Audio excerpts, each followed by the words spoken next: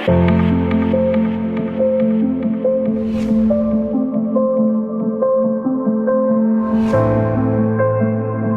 Jungle.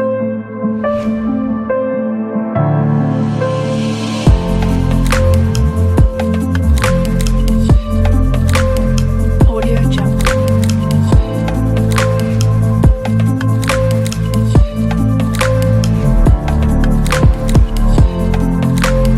Audio Jungle.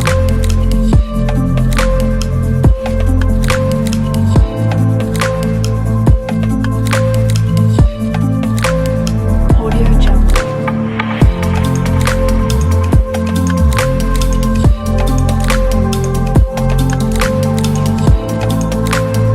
Audio Jungle.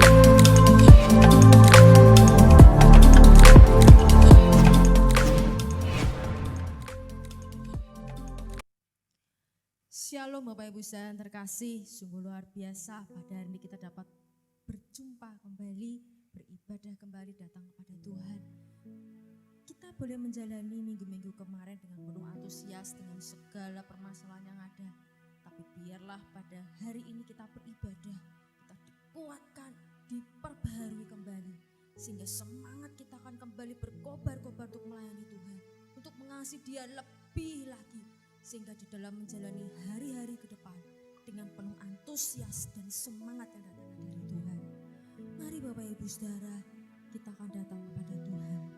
Bapa, terima kasih Kau telah berikan hari yang cerah, hari yang luar biasa, penuh berkat melimpah dalam keluarga kami.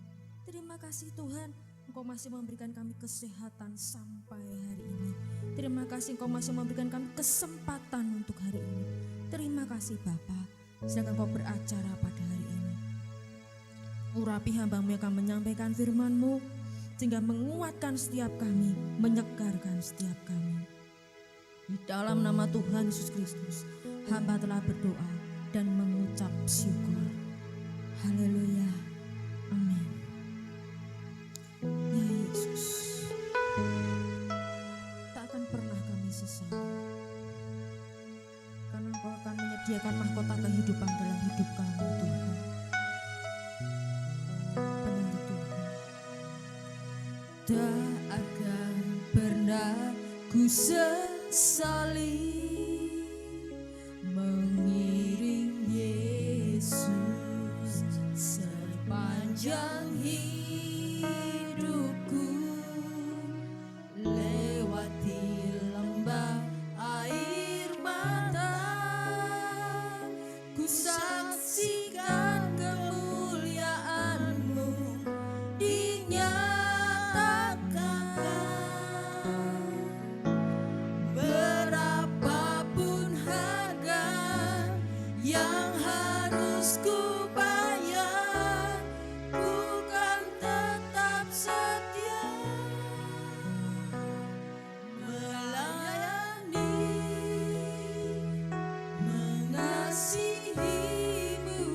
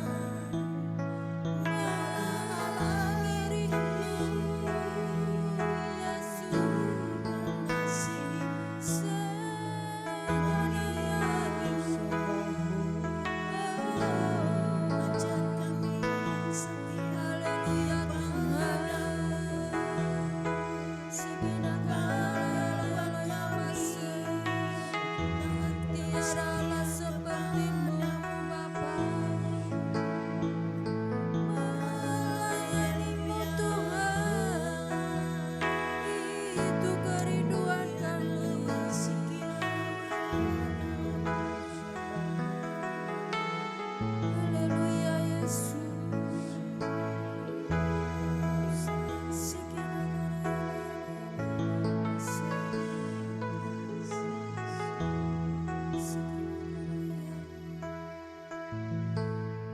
Terima kasih Tuhan, setelah Kau beracara Bapa pada hari ini, hati, pikiran dan perasaan kami serahkan semuanya ke dalam tangan-Mu. Terima kasih Bapa, terima kasih Yesus. Di dalam nama Tuhan Yesus Kristus, hamba telah berdoa dan mengucap syukur. Haleluya, amin. Mari Bapak Ibu Saudara, kita akan bersorak-sorai dan bersukacita meninggikan namanya. Haleluya, karena begitu dahsyat Allah kita. Kaulah Tuhan perlindungan dalam kehidupan kami.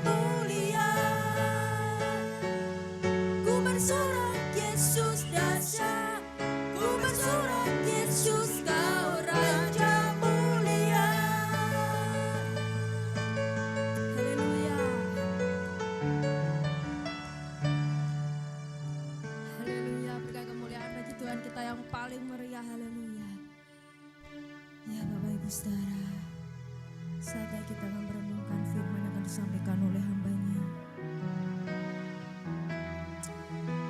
Bapak Ibu Saudara, tidak ada yang tahu dalam hidup ini kita sampai usia berapa. Tapi ketika Tuhan masih memberikan kesempatan kepada kita untuk hidup sampai hari ini, biarkan kita tetap melayani. Kita tetap dengan segenap hati mengikut Tuhan dengan kesungguhan hati sampai akhir hidup kita mengiring Yesus. Karena Dialah Bapa yang mengenal setiap hati kita. Dia Bapa yang tahu setiap perjalanan hidup kita. Mari kita serahkan hidup kita kepadanya. Haleluya.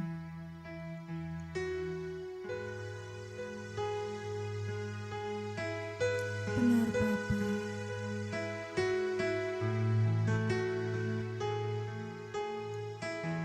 Terima kasih Yesus.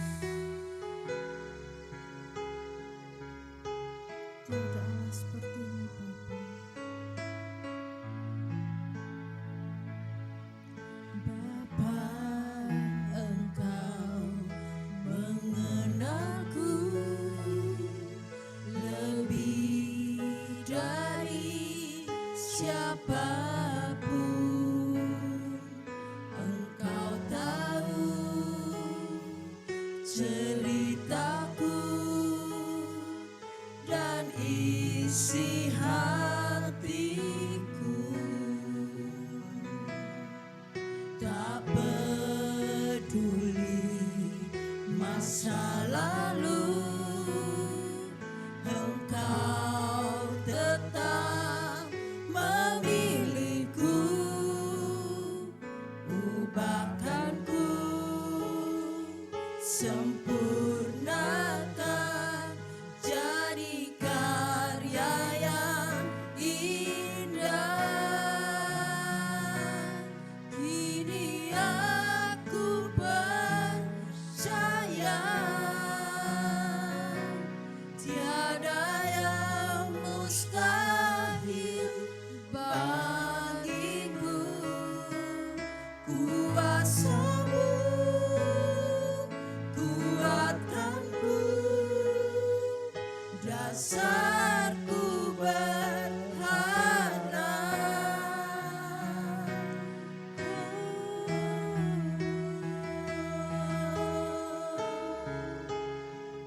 Benar Tuhan, resapi kata demi kata. Haleluya. Bapa, Engkau mengenalku lebih dari siapapun. Engkau tahu ceritaku dan isi hatiku. Tak peduli masa lalu, Engkau tetap memilihku. Ubahkanku, sempurnakan, jadi karya yang indah. Kini aku percaya tiada yang mustahil bagiku. Kuasa-Mu kuatkanku, dasarku berharap. Kini aku berserah pada rancangan-Mu bagiku. Ku ikuti panggilan-Mu, ku kan setia sampai akhir hidupku. Kini aku percaya, kini aku percaya tiada yang mustahil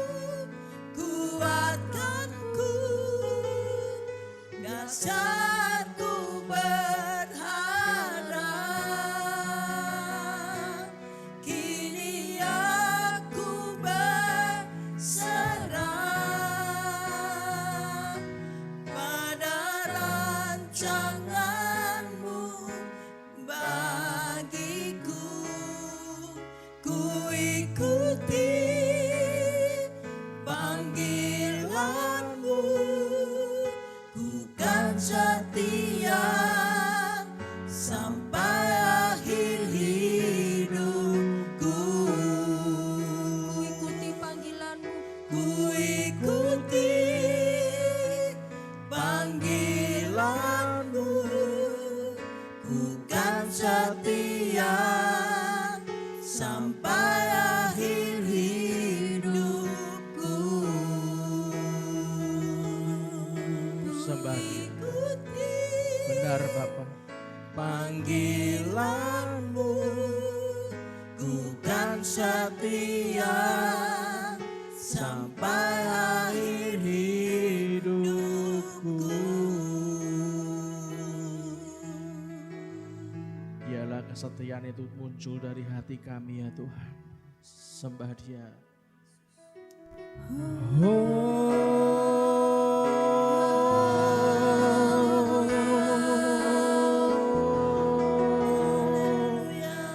Sembahmu, sembahmu,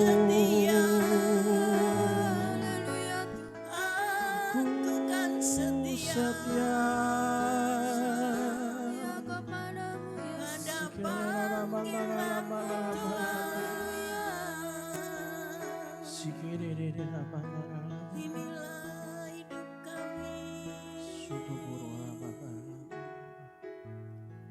Biarlah hati kami ini Tuhan belajar untuk tetap setia ya Bapa.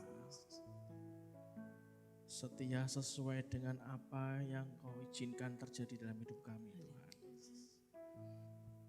Biarlah mulut kami selalu memuji Tuhan. Apapun yang terjadi kami selalu belajar untuk menyanyikan pujian hanya bagi-Mu saja. Jesus. Nyanyi pujian bagi-Mu Tuhan, pujian bagi-Mu Tuhan. Nama-Mu besar dan layak dipuji.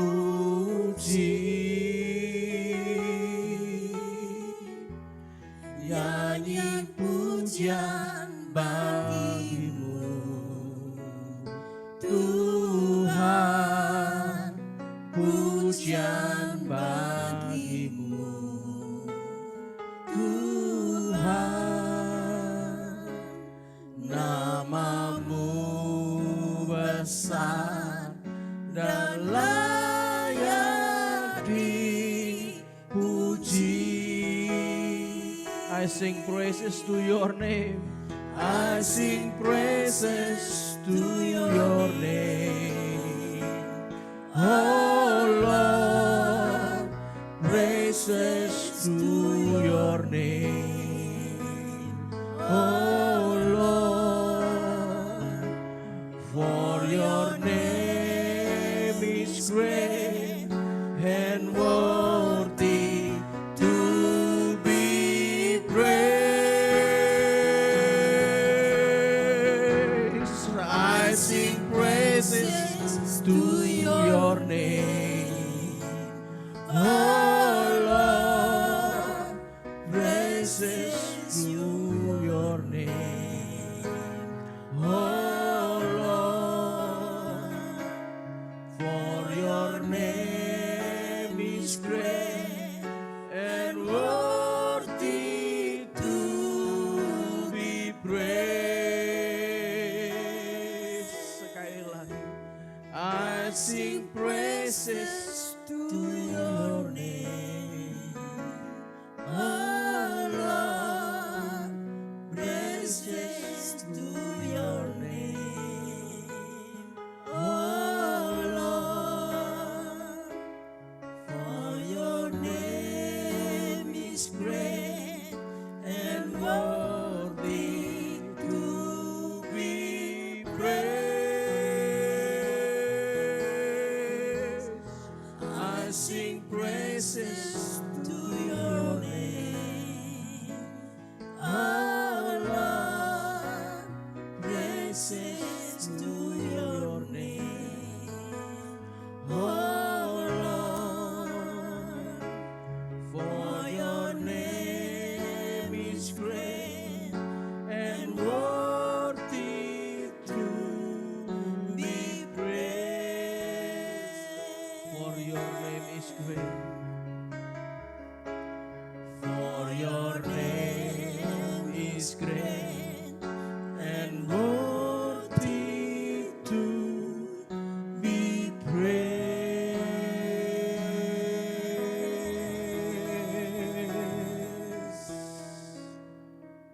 kasih Bapa untuk pagi yang luar biasa. Biarlah kami belajar mengenali isi hati-Mu lebih dalam lagi Tuhan. Sehingga kuat kuasa-Mu itu nyata Tuhan, mendidik kami jemaat-Mu ini Tuhan. Berikanlah roh wahyu, hikmat dan pengertian Tuhan buat kami semua. Baik kami yang ibadah secara offline maupun yang online Bapa. Biarlah jiwa-jiwa dipenangkan untuk kemuliaan nama-Mu ya Bapa. Kami jadi pribadi yang dewasa, bukan lagi pribadi yang cengeng seperti anak-anak yang komplain, suka menggerutu. Tapi kami belajar untuk menenangkan hati Bapa. Sehingga apa yang kami lakukan sungguh menyenangkan-Mu ya Bapa. Dan pagi ini bagi kita yang siap untuk belajar sharing tentang isi hati Tuhan, di dalam nama Tuhan Yesus Kristus kita semua yang percaya kita berkata amin. Berikan tepuk tangan paling meriah buat Tuhan kita. Oke, shalom, selamat pagi Bapak Ibu semuanya. Izinkan hari ini, pagi ini kita sharing lebih dalam. 2 malam yang lalu waktu saya menyiapkan firman pada hari ini, anak saya ngomong gini, Papa ada yang namanya girl band dari K-pop girl band akan merilis lagu judulnya Hell in Heaven katanya, neraka di surga. Isi hatinya, isi lagunya kayak apa belum tahu Pak, tapi Oktober ini keluar katanya. Memang setelah saya beberapa kali dengarkan anak saya, BTS saja sudah mulai terselip Bapak Ibu dengan K-pop girl band yang satu ini. Ya, kita tunggu rilisnya bulan Oktober ini. Nah, hari ini kita akan sharing, sebelum kita sharing lebih dalam, masih ingatkah bahwa minggu lalu saya juga masih mengingatkan Anda jangan hidup di neraka yang diciptakan orang lain. Bapak Ibu semuanya dikasih Tuhan. Apalagi Anda dan saya hidup di neraka yang kita buat sendiri saudara. Kita lihat sama-sama belajar di kitab Markus pasal yang ke-9. Di Injil Markus pasal yang ke-9 ayat 43 sampai 48. Markus pasal 9 ayat 43 sampai 48. Dikatakan dan Anda perhatikan baik-baik, jika tanganmu menyesatkan engkau, penggalah. Karena lebih baik engkau masuk ke dalam hidup dengan tangan kudung daripada dengan utuh kedua tanganmu dibuang ke dalam neraka, ke dalam api yang tak terpadamkan. Di tempat itu ulatnya tidak akan mati dan apinya tidak akan padam. Dan jika kakimu menyesatkan engkau, penggalah. Karena lebih baik engkau masuk ke dalam hidup dengan timpang daripada dengan utuh kedua kakimu dicampakkan ke dalam neraka. Di tempat itu ulatnya tidak akan mati dan apinya tidak akan padam. Dan jika matamu menyesatkan engkau, cungkilah, karena lebih baik engkau masuk ke dalam kerajaan Allah dengan bermata satu daripada dengan bermata dua dicampakkan ke dalam neraka, di mana ulat-ulat bangkai tidak mati dan api tidak padam. Saudara yang dikasihi Tuhan, kata pembuka di kitab Markus pasal 9 ayat 43 dikatakan dengan kata jika. Ini adalah sebuah kalimat third class conditional yang berbicara tentang tindakan potensial. Ada sebuah potensi, kalau mengarah ke sana itulah namanya tindakan potensial. Dikatakan berikutnya, masuk ke dalam hidup. Ada dua kata yang Anda harus sama-sama pelajari dengan saya. Ada dua kata untuk hidup dalam perjanjian baru. Yang pertama yaitu bios, yaitu kehidupan duniawi. Yang kedua adalah zoe, yaitu kehidupan rohani. Dalam bahasa Yunani setelah saya pelajari ada tiga kata dari arti kata hidup. Yang pertama adalah bios, yaitu hidup secara fisik. Tubuh jasmani yang dipengaruhi oleh 5 panca indera, sifatnya sementara dan tidak kekal. Yang kedua adalah psikologi, asal kata dari psikologi, psyche, yaitu hidup secara jiwani. Muncul kata psikologi yaitu ilmu yang mempelajari tentang jiwa. Dan yang ketiga adalah pneuma. Pneuma itu adalah kehidupan secara rohani. Anda bisa lihat di layar yang ada di YouTube channel Anda, artinya adalah kehidupan secara rohani, artinya nafas. Roh Kudus tidak dikenal oleh dunia sekalipun hidup ini dihembusi oleh Roh Kudus. Setiap orang yang bertobat, ia menerima Roh Kudus dan tinggal di dalam dirinya. Anda bisa lihat tuh di 1 Korintus 3 ayat 16. Artinya pneuma ini memiliki zoe. Zoe yaitu hidup yang sesungguhnya. Dalam bahasa aslinya kata hidup dalam teks ini menggunakan kata zoe dan bukan kata bios. Di mana tadi sudah saya singgung, bios adalah hidup yang dimiliki oleh semua makhluk hidup, baik manusia, binatang, dan tumbuhan. Dari kata ini kita mengenal istilah biologi. Nah, bios hanya berbicara perjalanan makhluk hidup dalam hal mencari makan, kenyang, berkembang biak, sekedar bertahan hidup sampai akhirnya mencapai titik kematian. Semua ini berkaitan erat dengan hal-hal fisik semata. Bios dalam konteks hidup manusia menggambarkan kelahiran, bertumbuh dan berkembang secara fisik dan emosi, bekerja untuk mendapatkan uang, guna memenuhi kebutuhan kita sehari-hari, untuk tetap eksis, menikah, punya keturunan, dan akhirnya meninggal. Itulah bios. Dan hidup yang digunakan pada ayat yang kita baca di Markus pasal 9, hidup yang menggunakan kata zoe, yang merupakan bagian orang percaya, adalah hidup di dalam segala kemaksimalan kapasitas yang berkelimpahan sebagai manusia, sebagai blueprintnya Allah. Manusia yang baru hidup untuk Allah di dalam Kristus, kembali sebagai awal penciptaan sebelum manusia jatuh ke dalam dosa. Kata kelimpahan dalam ayat tersebut menggunakan kata perisos yang berarti berkelimpahan sampai meluber keluar. Makanya ada kata-kata more than enough. Dalam hal kualitas hidup zoe itu kita mengalami yang namanya more than enough, lebih dari cukup. Bahkan kalau bisa digambarkan sebagai super abundant in high quality, artinya super melimpah dalam kualitas yang sangat tinggi, dalam kualitas yang tinggi. Nah, hidup dalam arti zoe, hidup seperti ini dapat dinikmati di dunia sekarang ini sampai dunia yang akan datang. Karena bagi orang percaya, hidup kekal itu dimulai ketika kita mengenal Allah di dalam Kristus Yesus. Anda baca di Yohanes 17 ayat yang ketiga.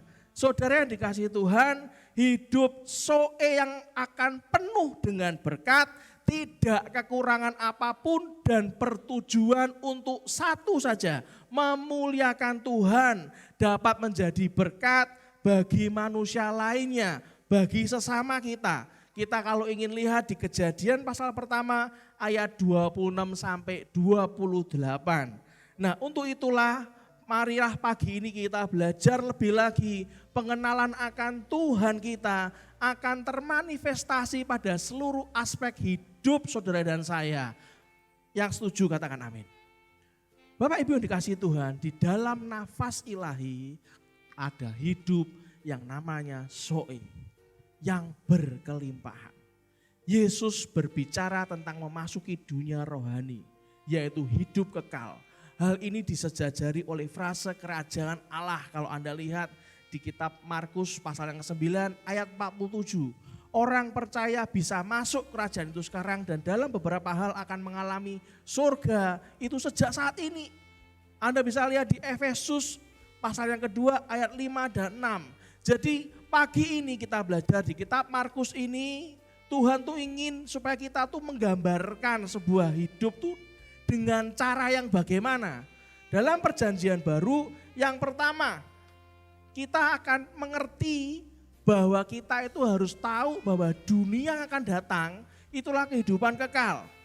Ayatnya Anda bisa lihat di layar YouTube Anda. Yang kedua, tentang menyelamatkan nyawanya. Bagi orang yang menyelamatkan nyawanya, maka akan kehilangan nyawanya.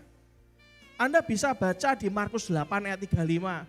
Karena siapa yang mau menyelamatkan nyawanya, ia akan kehilangan nyawanya. Tetapi barang siapa kehilangan nyawanya karena aku dan karena Injil, ia akan menyelamatkannya. Beberapa hal ini digambarkan dalam perjanjian baru. Yang ketiga, kita masuk ke dalam hidup. Dan yang keempat, kita masuk dalam sukacita Tuhan. Yang juga katakan amin. Bapak Ibu yang dikasih Tuhan, kalau Anda lihat di ayat 42, di ayat sebelumnya, Tuhan tidak menghendaki umatnya melakukan dosa. Karena bila itu terjadi, maka ada orang yang menyebabkan orang lain juga berdosa. Nah, kalau kita menyebabkan orang lain berdosa, maka kita pun akan menerima ganjarannya. Maka ditegaskan di kitab Markus pasal 9 ayat 43-48, bahkan bila salah satu anggota tubuh kita menyebabkan kita berbuat dosa, Tuhan menyuruh kita untuk membuangnya. Terdengar sangat ekstrim bagi saya. Memangnya kita diajari mutilasi, tapi sebenarnya ya memang itu. Tuhan tidak akan memberikan perintah tanpa suatu sebab. Mari kita sama-sama berpikir, sesungguhnya dosa itu bermula dari mana? Sebenarnya walaupun tangan Anda itu Anda putus, mata Anda congkel keluar, kaki Anda potong. Tapi sumbernya dosa sebetulnya masalah hati, saudara. Jika ada orang motong tangan kanan, masih punya tangan kiri. Kalau hatinya nggak disembuhkan Tuhan, walaupun tangan kiri cuma satu. Anda pernah lihat orang yang di jalan, yang mungkin meminta-minta di Semarang ada, tangannya kanan nggak ada. Dan dengan tangan yang kanan itu dia cuma ngomong gini.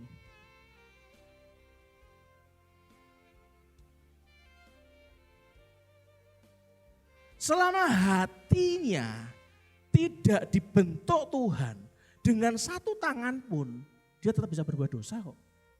Dia nggak mengalami yang namanya kelimpahan di dalam Tuhan.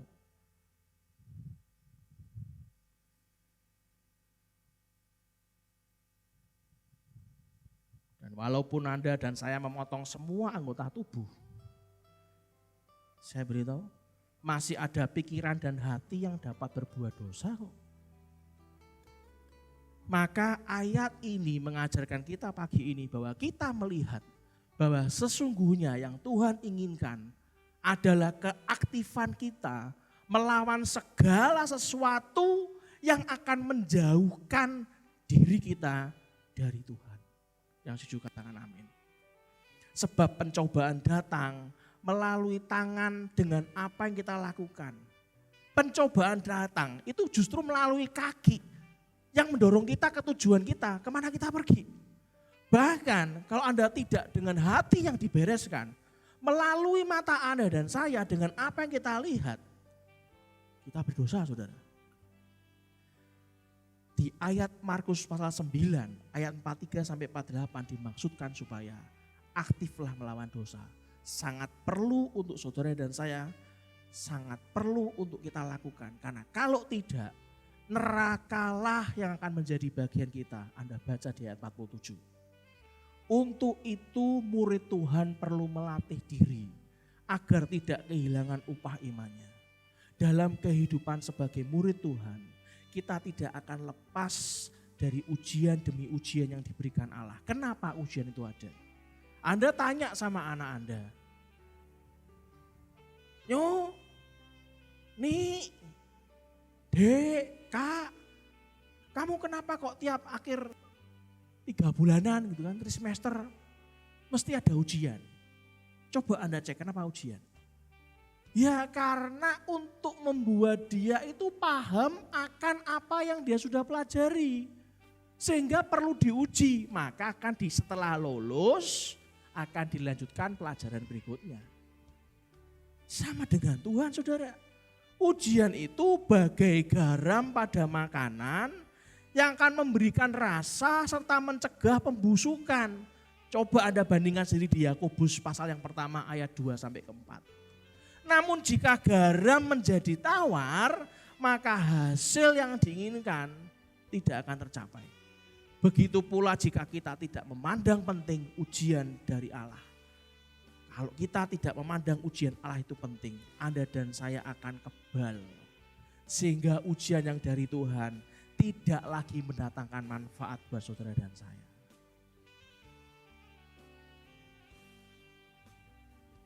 Kalau hari ini Anda merasa bahwa kita beda Pak, kita ini mendapatkan grace, anugerah dari Tuhan.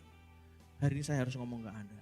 Justru Anda mendapatkan kemurahan Tuhan, mendapatkan anugerah yang menyelamatkan saudara dan saya. Justru hari ini Anda dan saya harus berdoa senantiasa agar kita tidak menyepelekan anugerah yang Tuhan sudah beri dalam hidup kita. Jangan sampai kita jatuh lagi ke dalam dosa. Hiduplah dengan damai dan kasih dengan Tuhan yang pertama. Yang kedua dengan orang lain, dengan sesama manusia ciptaannya. Dan yang ketiga kita berdamai dengan diri kita sendiri. Dan hal itu sudah saya bahas sekitar 2 pertemuan yang lalu. Hiduplah dengan kerendahan hati saudara. Semua ini kelihatannya sederhana. Tapi mendatangkan upah buat saudara dan saya.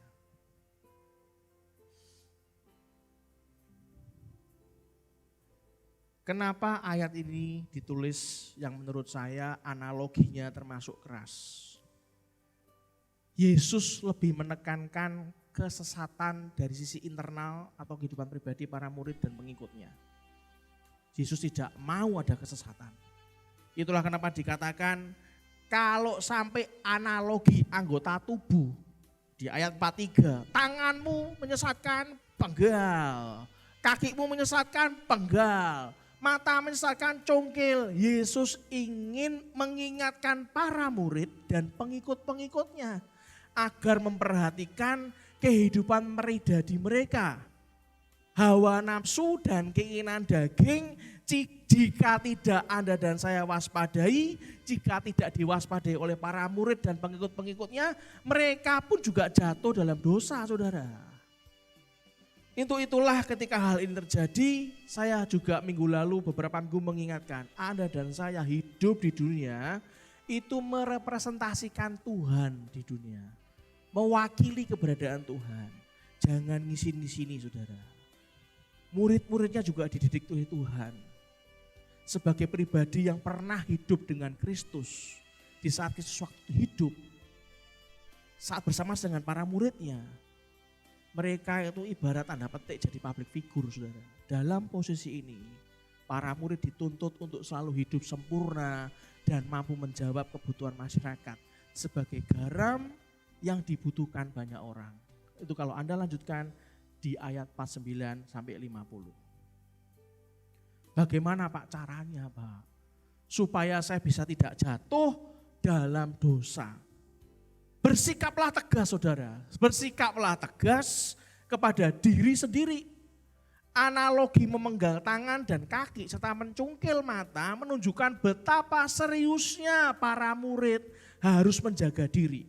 Mari kita lanjutkan di ayat berikutnya Matius pasal 7 ayat 21 sampai 23. Matius pasal yang ke-7 ayat 21 sampai 23. Bukan setiap orang yang berseru kepadaku Tuhan, Tuhan akan masuk ke dalam kerajaan surga. Melainkan dia yang melakukan kehendak Bapakku yang di surga. Pada hari terakhir banyak orang akan berseru kepadaku Tuhan, Tuhan. Bukankah kami bernubuat demi namamu dan mengusir setan demi namamu dan mengadakan banyak mujizat demi namamu juga? Pada waktu itulah aku akan berterus terang kepada mereka dan berkata, Aku tidak pernah mengenal kamu. Enyahlah daripadaku, kamu sekalian pembuat kejahatan. Saudara, ucapan Yesus ini sangat mengejutkan. Terutama kalau Anda lihat pendengarnya itu orang Yahudi, saudara.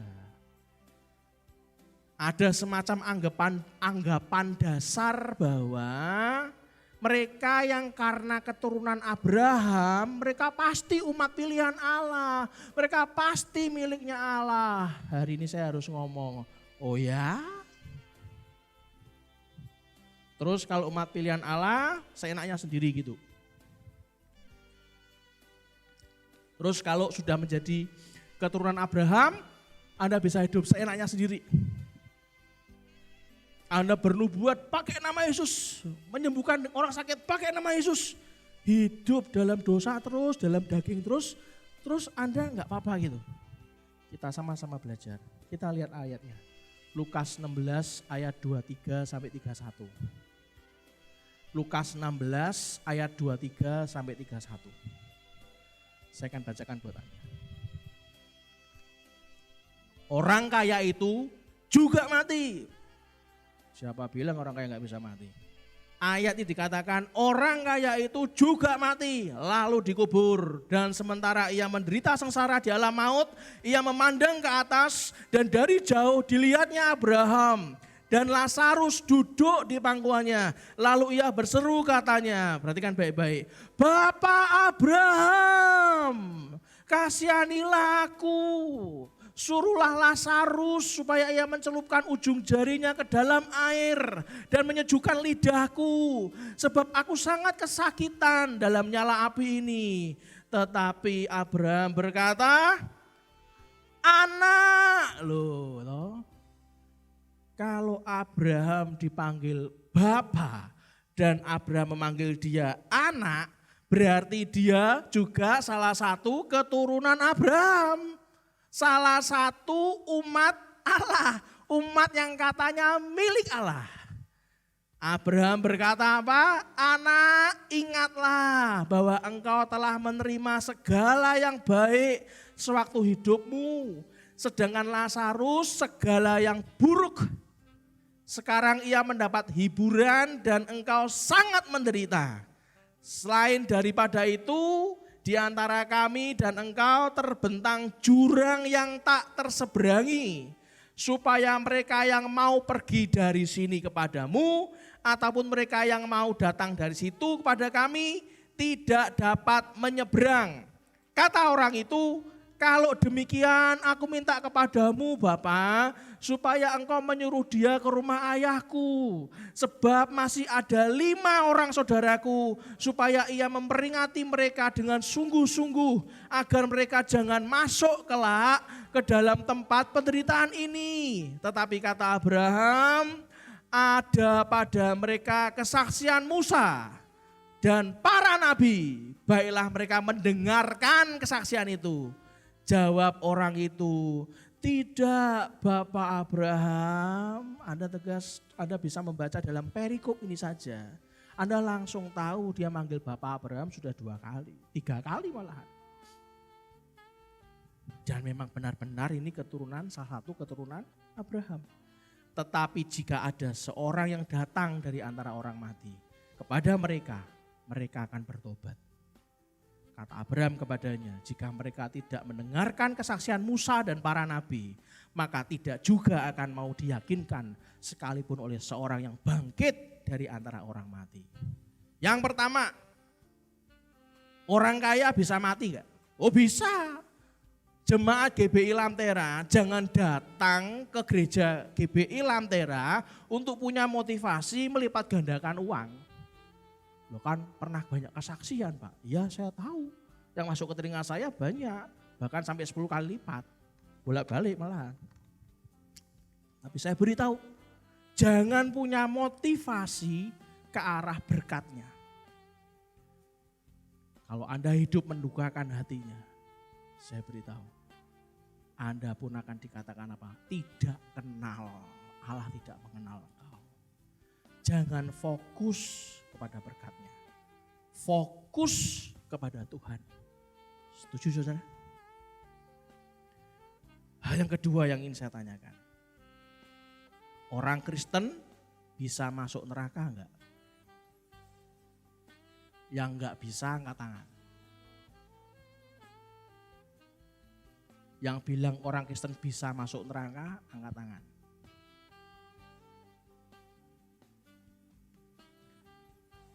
Orang kaya yang di neraka ini juga anak Abraham.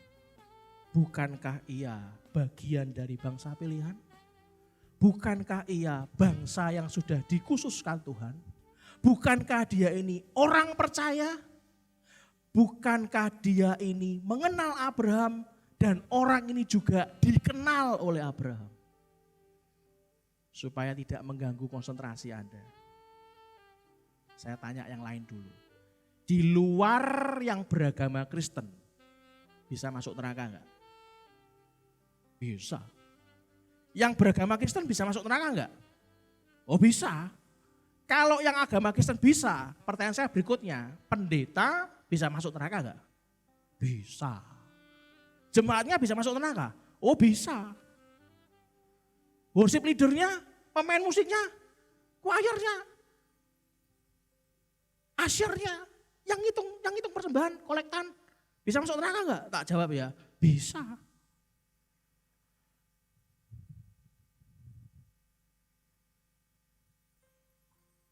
Coba Anda tanya sama Tuhan, kenapa Tuhan ciptakan neraka? Untuk siapa neraka diciptakan? Baca Matius pasal 25 ayat 41. Matius 25 ayat 41. Dan ia akan berkata juga kepada mereka yang di sebelah kirinya, enyahlah dari hadapanku, hai kamu orang-orang terkutuk. Enyahlah ke dalam api yang kekal, yang telah sedia untuk iblis dan malaikat-malaikatnya. Neraka diciptakan untuk iblis dan malaikat-malaikatnya. Artinya iblis dan pengikut-pengikutnya. Saudara, iblis tidak mau sendirian. Iblis itu mencari teman. Mencari Anda dan saya. Loh gak bisa gitu dong Pak. Kita kan hidup dalam anugerah Tuhan. Saya sudah ngomong di depan bukan?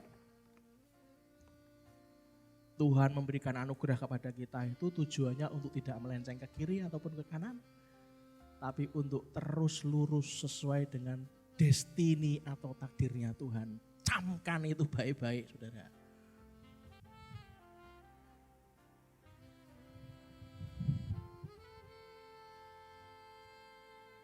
Satu Petrus pasal 5 ayat 8 dikatakan apa? Sadarlah dan berjaga-jagalah.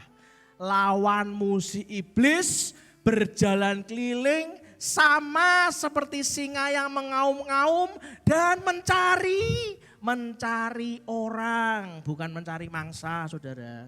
Kalau mencari mangsa kita kasih ayam, kita kasih kambing ya kan. Mencari orang yang dapat ditelannya, orang yang dicari oleh singa yang mengaum-ngaum itu. Iblis itu mencari orang. Coba Anda ngomong sama keluarga Anda yang di sebelah kiri sama sebelah kanan.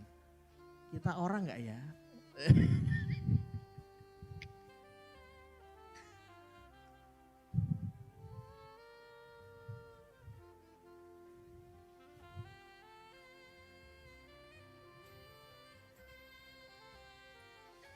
Kalau Anda mendapatkan anugerah besar dari Tuhan, sebetulnya Anda nggak usah bingung-bingung mencari surga. Karena surga itu sudah ada dan sudah bisa kita alami sejak masih ada di bumi. Tapi permasalahannya adalah Anda mendatangkan neraka di dalam surga. Anda mendatangkan neraka di bumi ini. Hell in heaven, neraka di surga. Siapa yang menciptakan nerakanya sendiri dalam hidupnya? Angkat tangan. Saya punya 4 poin. Orang-orang yang menciptakan nerakanya sendiri dalam hidupnya dia. Yang pertama, Yaitu seseorang yang tidak menanggapi positif kepercayaan yang Tuhan berikan kepadanya. Kita baca Lukas 16 ayat 19 sampai 21. Ada seorang kaya yang selalu berpakaian jubah ungu dan kain halus. Dan setiap hari ia bersukaria dalam kemewahan. Dan ada seorang pengemis bernama Lazarus. Badannya penuh dengan borok, berbaring dekat pintu rumah orang kaya itu. Dan ingin menghilangkan laparnya dengan apa yang jatuh dari meja orang kaya itu. Malahan anjing-anjing datang untuk menjilat boroknya. Kalau Anda diberikan kekayaan, tanggung jawab, berkat yang melimpah, pasti ada yang namanya tanggung jawab juga kepada orang lain.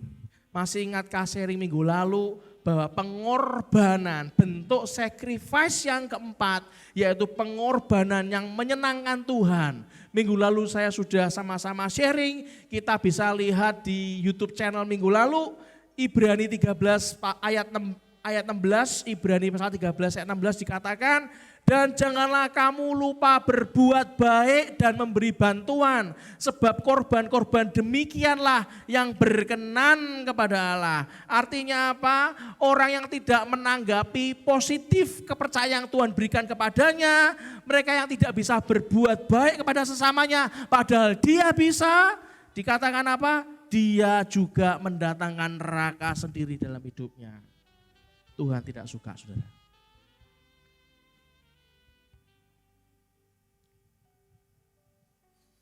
Yang kedua, siapa orang-orang yang mendatangkan neraka dalam kehidupannya sendiri?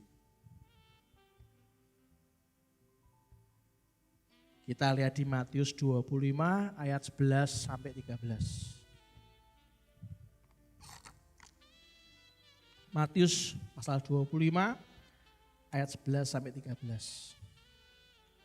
Kemudian datang juga gadis-gadis yang lain itu dan berkata, Tuhan, Tuhan, bukakanlah kami pintu. Tetapi ia menjawab, aku berkata kepadamu, sesungguhnya aku tidak mengenal kamu, karena itu berjaga-jagalah.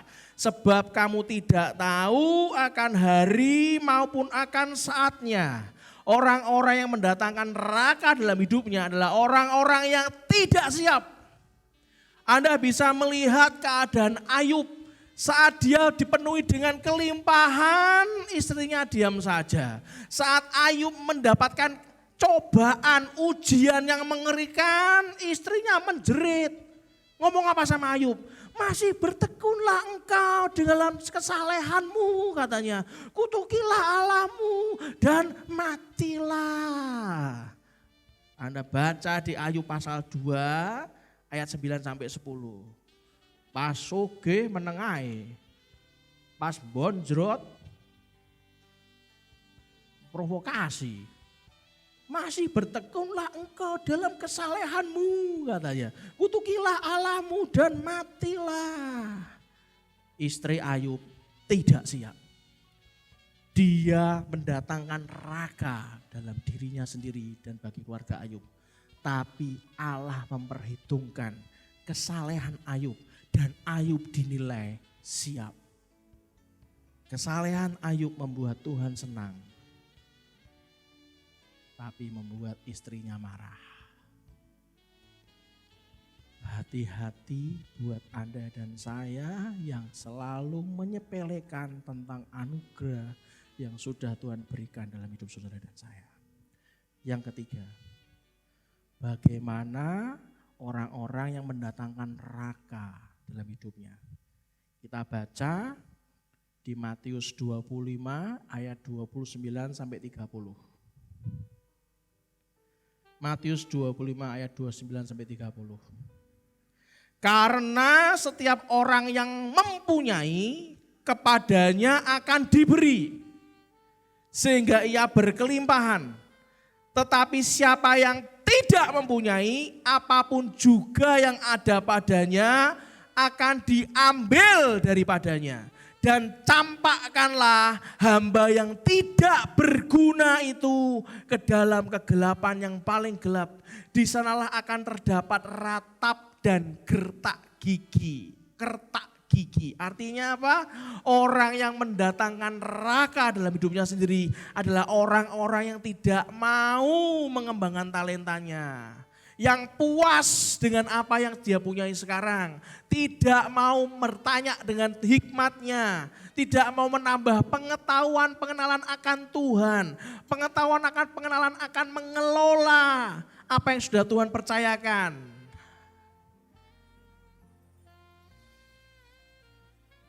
Sehingga dengan tegas dikatakan, setiap orang yang mempunyai, orang yang mau mengembangkan talentanya, menambah-nambahkan hikmatnya, terus minta kepada Tuhan dan dia mau berproses dengan Tuhan.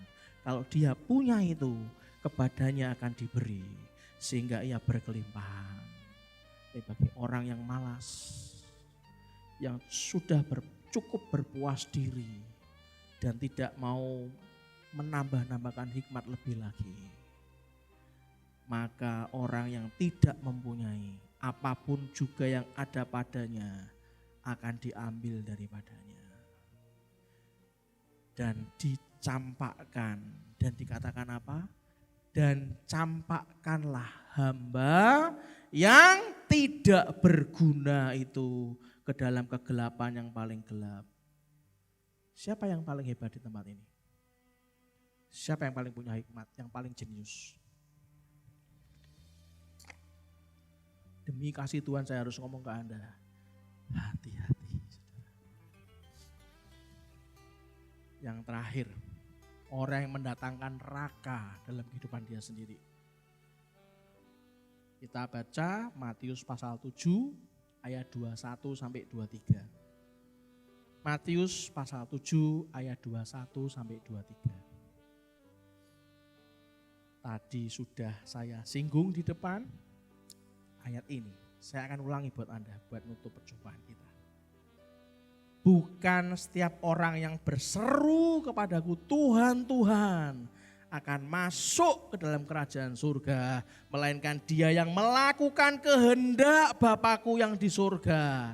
Pada hari terakhir banyak orang akan berseru kepadaku Tuhan, Tuhan, bukankah kami bernubuat demi namamu dan mengusir setan demi namamu dan mengadakan banyak mujizat demi namamu juga. Pada waktu itulah aku akan berterus terang pada mereka dan berkata, aku tidak pernah mengenal kamu.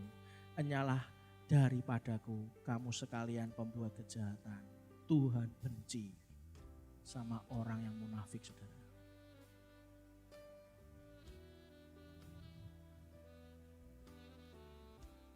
Saya punya cerita yang tidak enak. Zaman saya dulu salah pergaulan. Kalau ngomong sama orang-orang yang nakal, kaum marginal tuh enak. Kalau ngomong tuh belak-belakan. Jadi kadang-kadang kami itu kalau ngomong tuh nggak ada remnya. Suka ngomong-ngomong soal ya yang nggak perlu saya ungkit di sinilah. Nah dulu waktu saya masih kotor, diomongin orang apa saya balas santai saja, nggak pernah mikir. Memang sama-sama kotor, rajis. Coba Anda datang ke penjara, bang dihukum apa bang? M katanya. Apa itu hukuman M? Hukuman mati. Kenapa bang kok dihukum mati? Anda tanya ke penjara, Anda leli penjara, Anda tanya. Dia kan dengan santai ngomong, saya bunuh orang. Lah bunuh orang kenapa dihukum mati katanya? Ya, karena saya bunuhnya satu keluarga. Oh ya, santai saja. Wong memang sudah masuk penjara kok, berarti sudah ketahuan bersalah. Bang kamu kenapa bang? Oh saya memecahkan kaca katanya. Loh belum memecahkan kaca kok dihukum mati?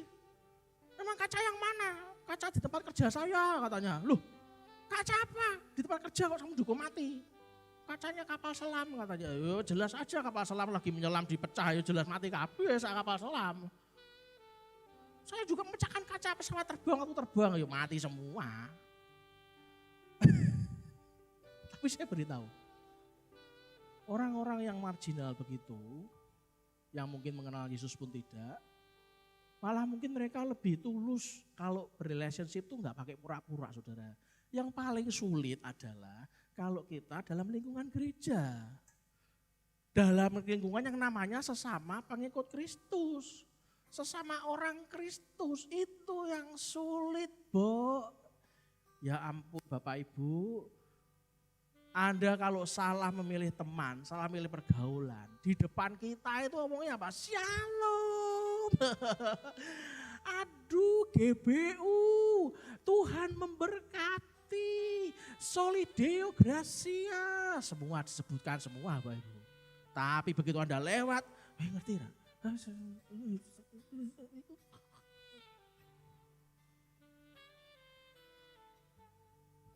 Saya beritahu Bapak Ibu, orang yang munafik, dia menggali nerakanya sendiri dalam kehidupan dia. Tuhan tidak suka Anda melayani Tuhan, tapi hatimu juga masih ikut dunia dan kan seperti dunia. Anda terus-terusan ke diskotik, Anda terus melayani Tuhan, Anda kenal pribadi Yesus.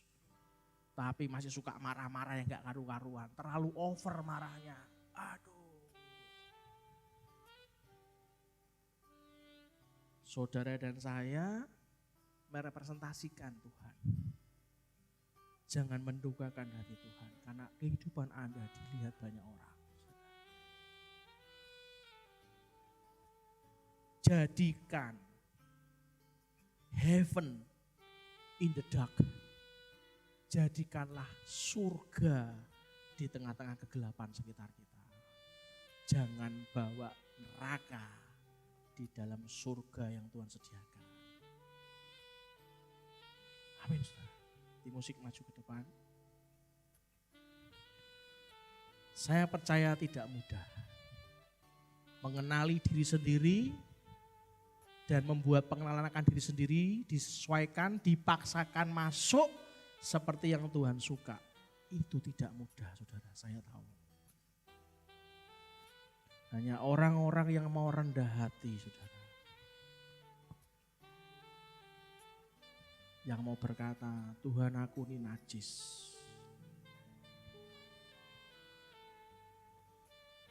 Tidak ada yang kebal. Anda sudah berapa puluh tahun melakukan pelayanan. Ataupun Anda baru hari ini terima Yesus. Saya beritahu, yang sudah berpuluh-puluh tahun pelayanan pun tidak akan kebal. Anda mau pilih mana? Mendatangkan surga dalam kegelapan atau mendatangkan neraka di dalam surga?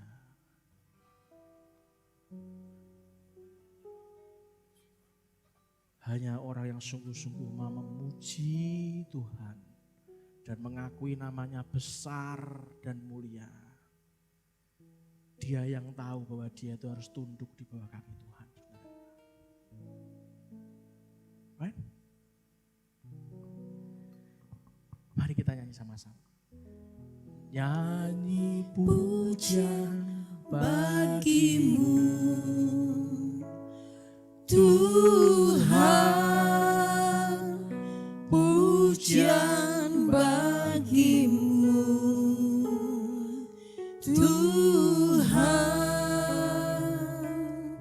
namamu besar dan layak dipuji.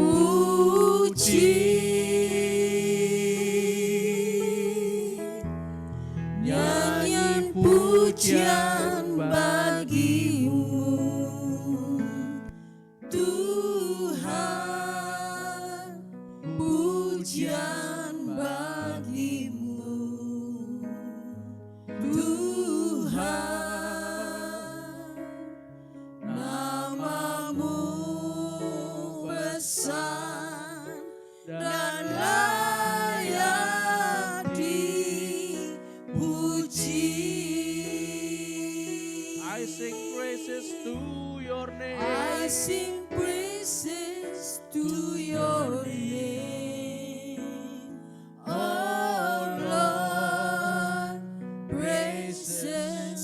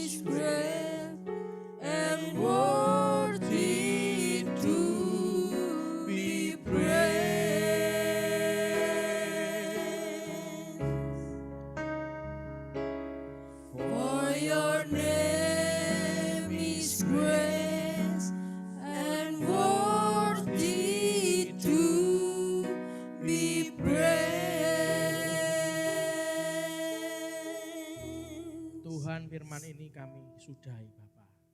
Tapi kami tahu Roh Kudus-Mu mengingatkan kami akan kehendak Tuhan untuk selalu kami junjung tinggi.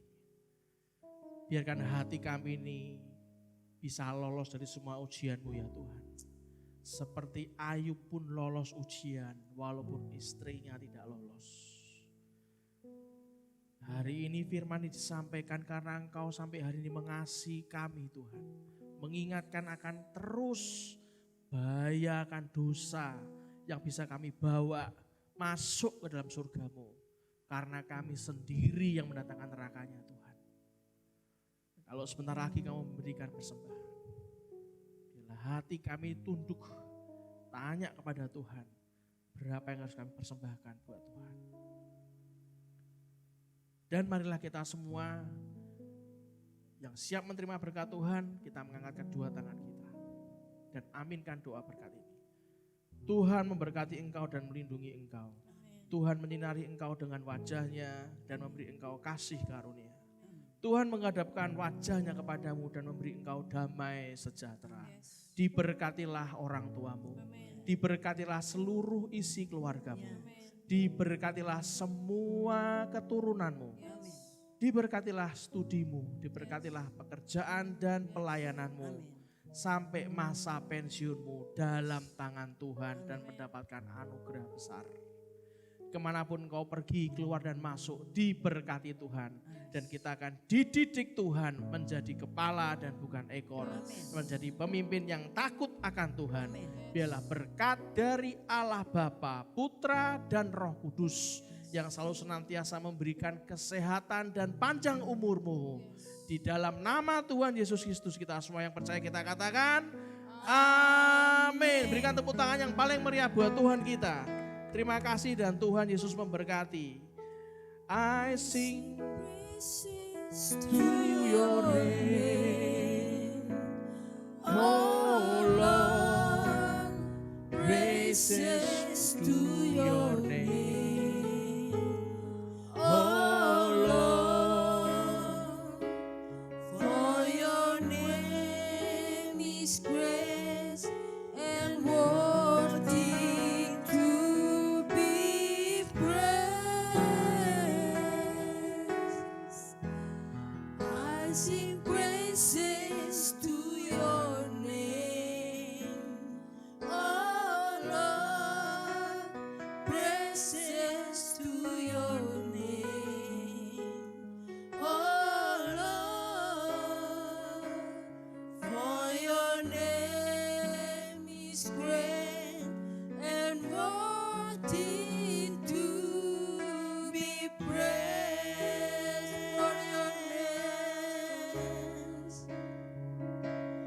For your name is great and worthy to be praised.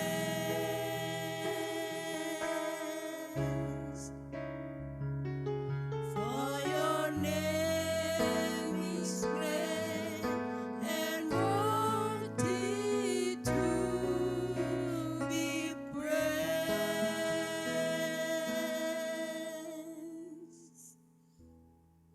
Terima kasih Tuhan, di dalam nama Tuhan Yesus Kristus. Haleluya, amin. Sampai jumpa minggu depan. Tuhan memberkati. Tetap semangat, tetap antusias, tetap produktif. Jaga jarak, cuci tangan dengan sabun, dan siap melayani Tuhan dengan lebih luar biasa. Yes.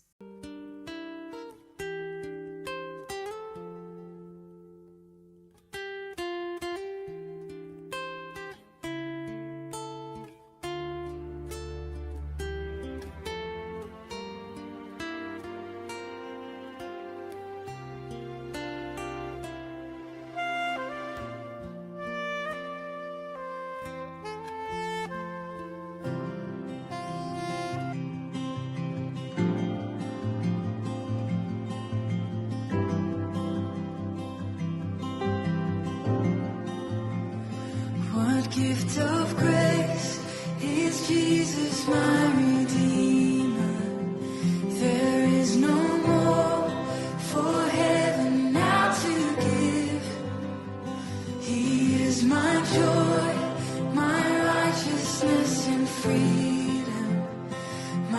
steadfast love, my deep and boundless peace.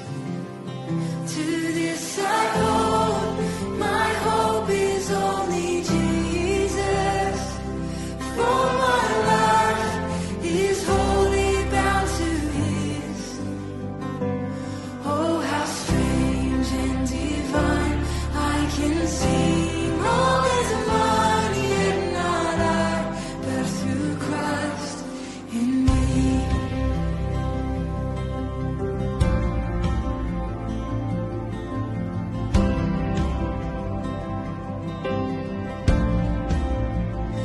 The night is dark, but I am not forsaken.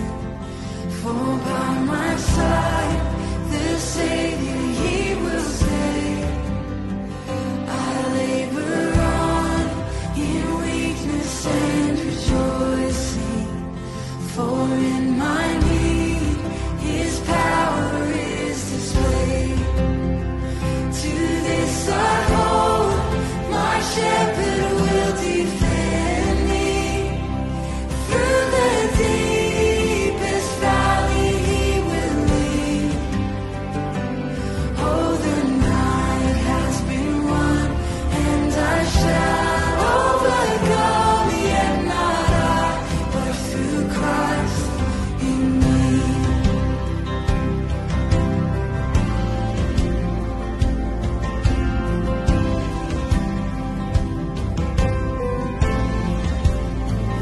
No fate I dread, I know I am forgiven.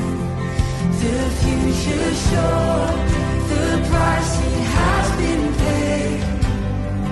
For Jesus bled and suffered for my pardon, and He was raised to overthrow the grave. To this I hold, my sin has been defeated. Jesus now and ever is my plea. Oh, the chains are released, I can sing, I am free, and not I, but through Christ in me.